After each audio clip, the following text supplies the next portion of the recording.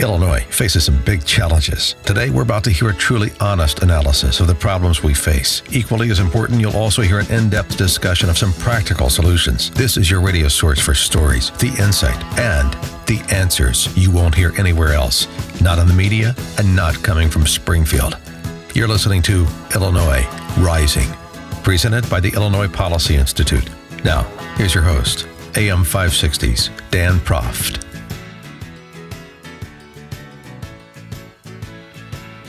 Dan Proft, thank you for joining us on this edition of Illinois Rising. You can catch me Monday through Friday, 5 to 9 a.m. in Chicago's Morning Answer with Amy Jacobson. And co-hosting with me today on this edition of Illinois Rising is Pat Hughes, co-founder of the Illinois Opportunity Project. Pat?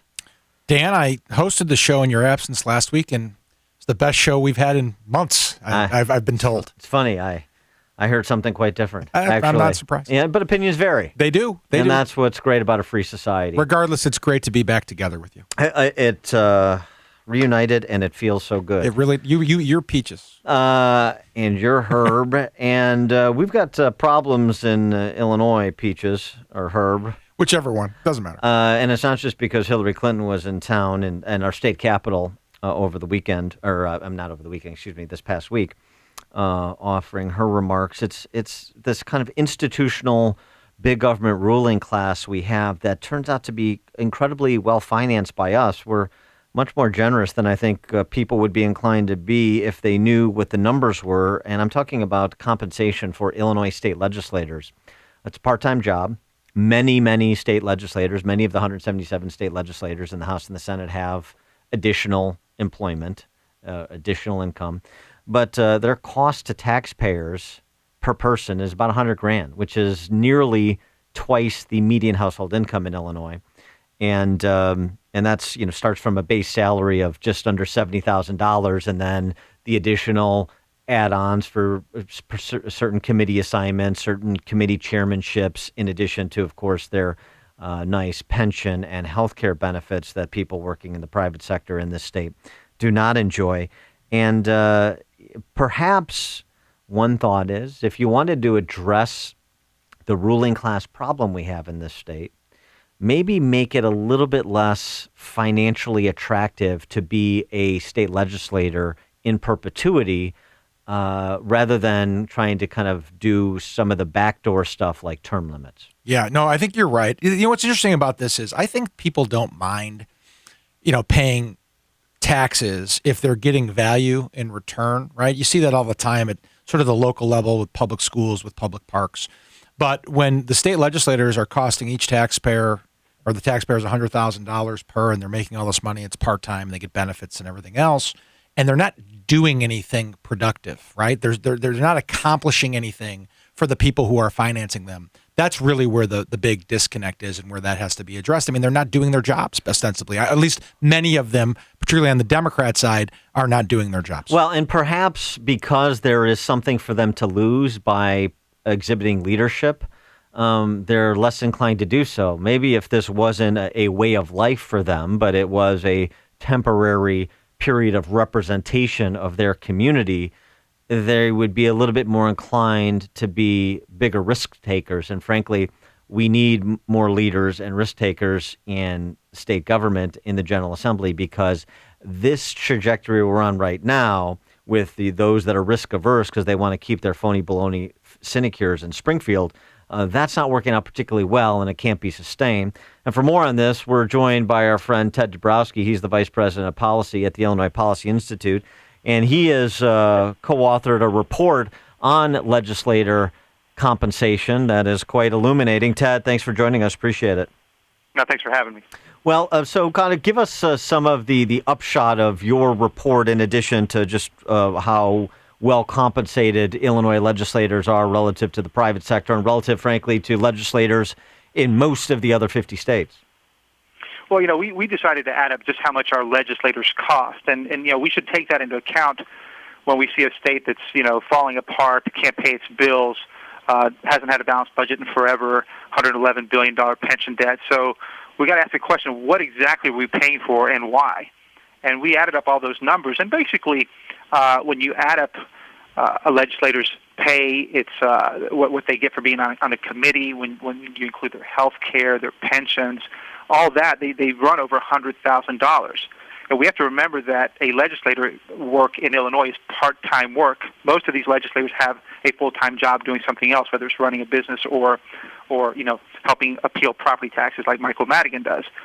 So that puts us fifth highest in the nation when you only include salaries.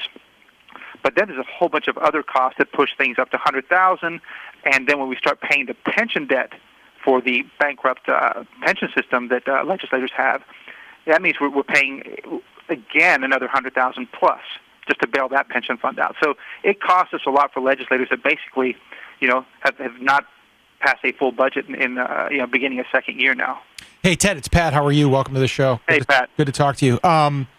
So how does this get fixed mechanically? In other words, would the state legislators have to vote themselves out of those salaries and perks? And the reason I ask is because, why, if that's the case, why would the current people getting paid what they're paid agreed to do that? I mean, you look at this committee situation. I mean, aren't they already down there?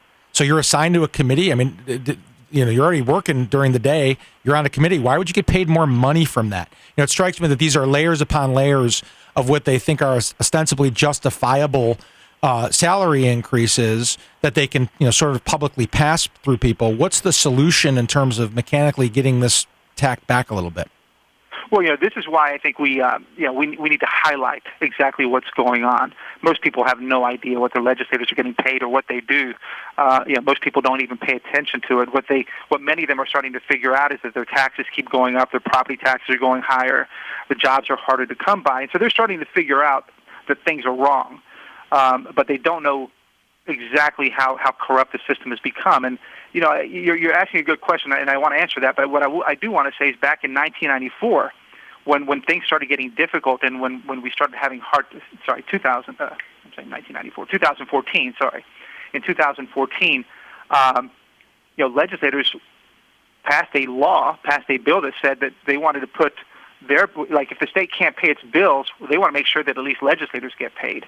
And so they passed something like that, and they make sure they take care of themselves, whether it's pensions, whether it's health care. And what we have to do is create a big public backlash, which is going to be very difficult to do, that says, hey, you guys, you legislators need to lead by example and roll back a lot of the benefits you have.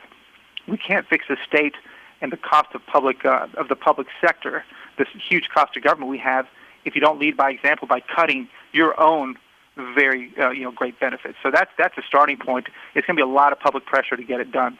Well, I want to go to one specific data point that you mentioned, but I want to revisit. Taxpayers will contribute the equivalent of nearly $123,000 per state legislator just to keep the General Assembly retirement system, just to keep their pension fund from going upside down.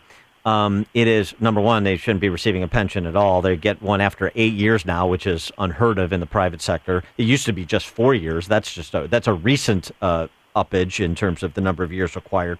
But this idea, they are so incapable of acting in furtherance of structural reform of state government, where Illinois has the worst credit rating because it has the highest unfunded pension liability, that their retirement system, the General Assembly retirement system, turns out to be the worst funded of all the systems at only 16% funded.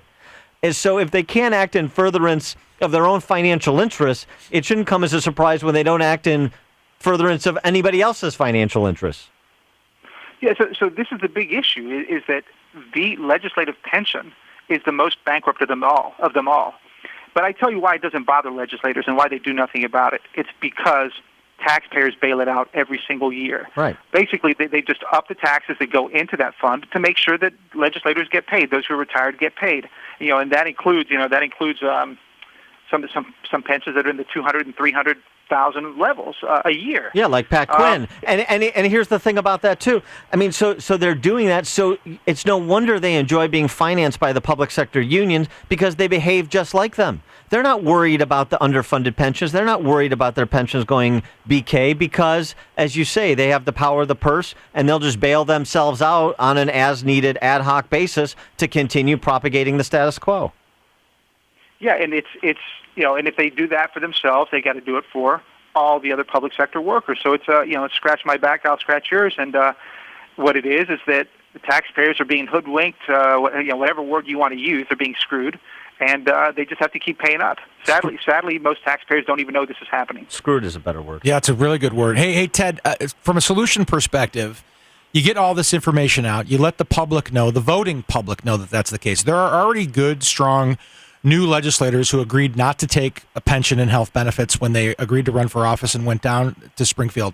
Is that the next tact, right, where the new people coming in, where they get political pressure put on them because of these numbers, because of what's going on in Springfield, so that they sort of voluntarily opt out based on political pressure? And then once you get enough to do that, then you have an opportunity to then change the law and tamp down this stuff. That's right. We're generalizing about all legislators, but there's actually some really good ones and some great ones who have actually opted out of the pension system. They said, I don't want to be part of this game, and I think they deserve a lot of credit for that. Some of them are also smart. They said, why am I going to put money into a bankrupt system? So maybe it's not always the most honest behavior, but the bottom line is many of them are opting out of the pension system. And what we have to do, and this is where the leadership comes in from the new legislators and those who are reformers. They have to say, we're going to end this pension system. We're going to move to a 401k style plan. There's already a model for it in the state university retirement system. And if they just adopt that plan, we will go a long way to solving Illinois' problems. But it's going to take the leadership of a few, and we just got to keep hammering this point. All right, he's Ted Dabrowski, Vice President of Policy at the Illinois Policy Institute, illinoispolicy.org, if you want to check out the report that he put together. Ted, thanks so much for joining us. Appreciate it. Thank you.